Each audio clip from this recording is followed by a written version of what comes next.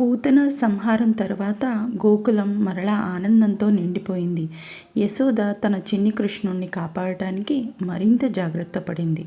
ఒకరోజు నందోత్సవ సమయంలో యశోదాదేవి శ్రీకృష్ణుని ఒక రథంలో నిద్రపోయేందుకు అనుమతించింది. ఆ రథంలో దాగి ఉన్న శకటాసురుడు అనే రాక్షసుడు శ్రీకృష్ణుడిని నలిపివేయాలనుకున్నాడు.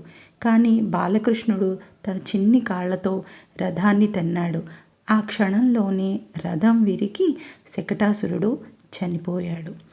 గోకులవాసులంతా ఆశ్చర్యపోయారు. ఈ చిన్న బిడ్డడిలో ఇంత శక్తి ఎలా దాగి ఉంది అని ఆశ్చర్యంతో చూశారు. కొద్ది రోజుల తర్వాత త్రినావర్తుడు అనే గాలి రాక్షసుడు వచ్చి శ్రీకృష్ణుణ్ణి ఎత్తుకుపోయాడు. గాలి వేగంగా వీస్తూ ఆకాశంలో త్రినావర్తుడు ఎగురుతున్నాడు. కానీ శ్రీకృష్ణుడు అతని గొంతు పట్టుకొని నొక్కాడు.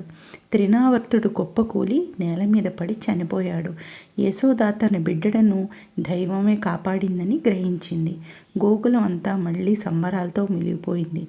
బాలకృష్ణుని లీలలు అత్యంత వినోదభరితంగా ఉంటాయి.